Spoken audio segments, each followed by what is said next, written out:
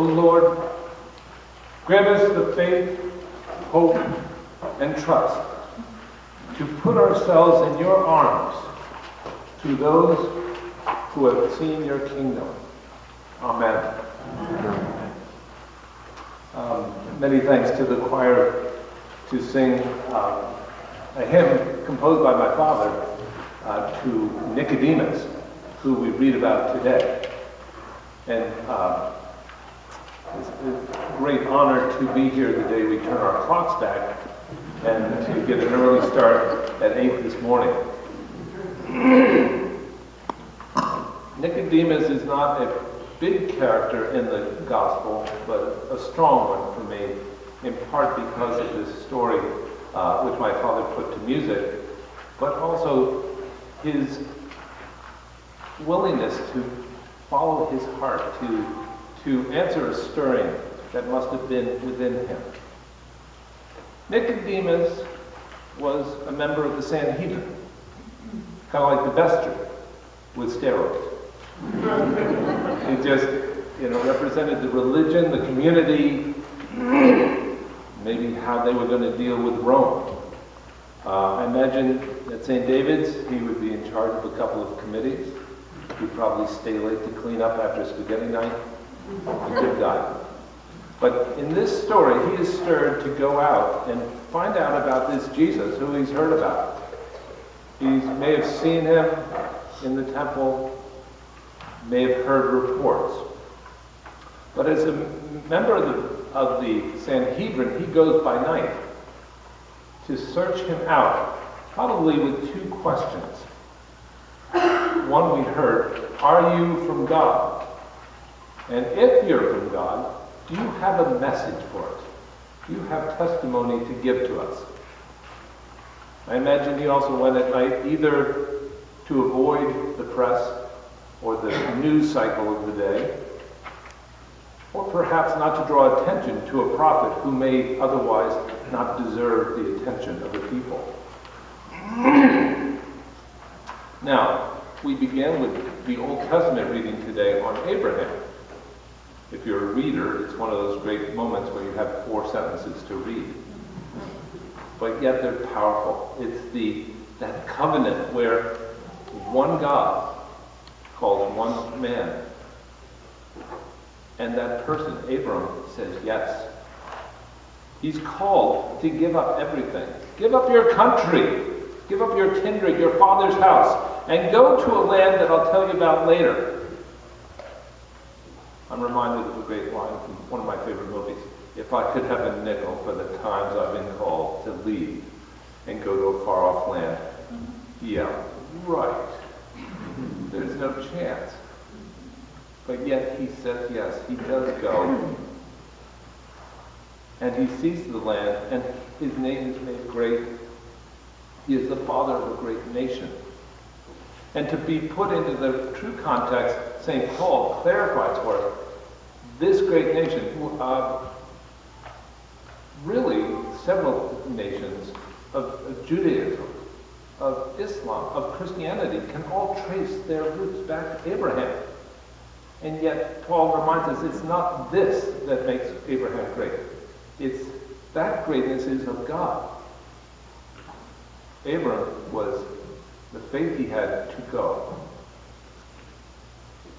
Really quite something. I can't imagine today, 1:30 today, we're going to load up the car and head out to a land I'll hear about on the way.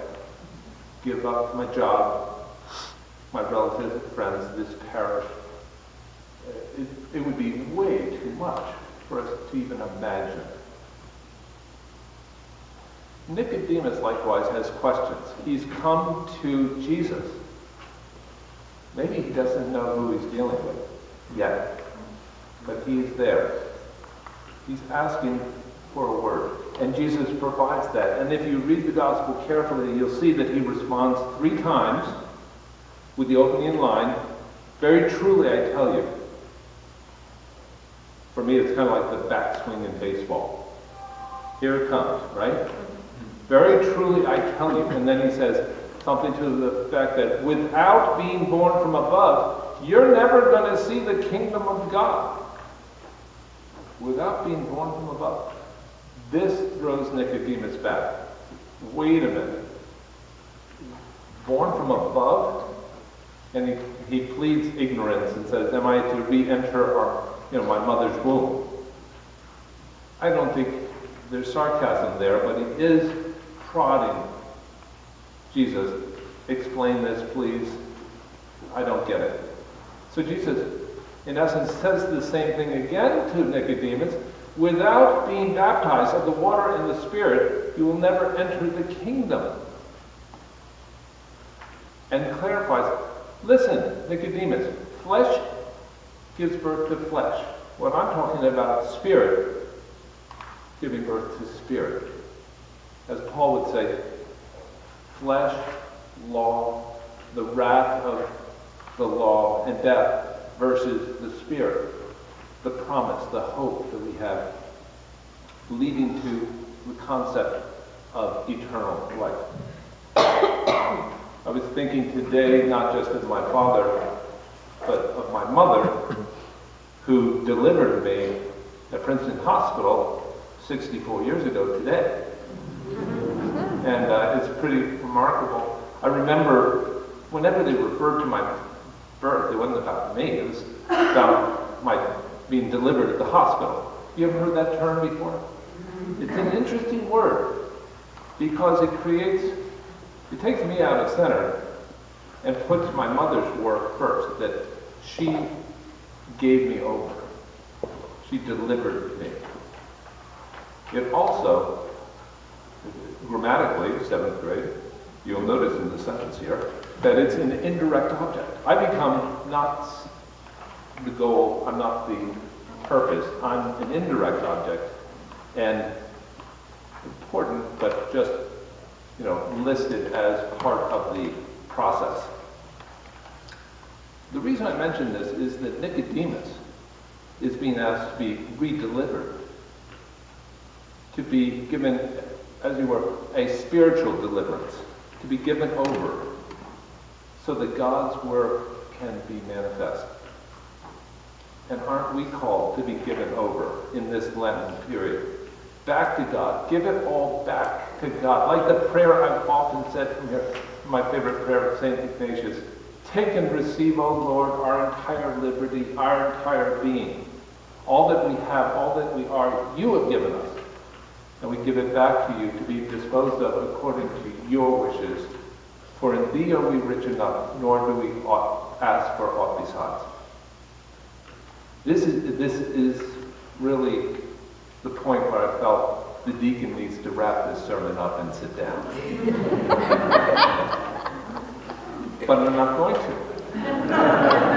Because if you're following along, I've only talked about 2 of the very truly I tell you. There's one more. And it's not so pretty. And I think it applies to Lent in our 2nd week. Very truly I tell you, Nicodemus, you don't accept our testimony. We who speak of what we've seen, we who speak of what we've known, have told you, and you don't accept our testimony. So early in this week, when I started to look into this, I was thinking of Jesus and his disciples as being the we, going about their life, and is he speaking about Nicodemus or the whole of the Sanhedrin? Or maybe the people of Israel? But actually, in my own story and your own story, maybe what we're talking about is not Jesus, but the risen Christ. The risen Christ, who the writers of this gospel knew that Jesus had died and was raised, and is who we really need to focus on. So it's Jesus who says to you and me, you don't accept my testimony. And that's kind of difficult. And he says, we who have seen and known something, you don't accept our testimony. Who is we? The we in this sentence. Who are the people in our lives that offer testimony that we need to hear? And I'm thinking of To whom in your darkest hours, by night, would you go to hear God's word? From whom would you hear words of deliverance, of love, of hope? This is a part where I realize I can name names. I can remember specific words spoken.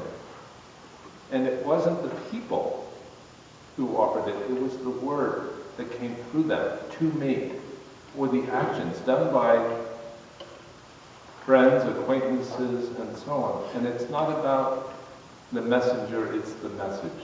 And we hear that. And they've been an ongoing part of my re-deliverance. Some are in this room. Some of them are of no merit or importance. Some have status, some do not. But by God, through them, have I been able to lead a journey to a land that I don't know, but is promised. And I also know that I will become closer and closer to becoming an indirect object, and it won't be about me.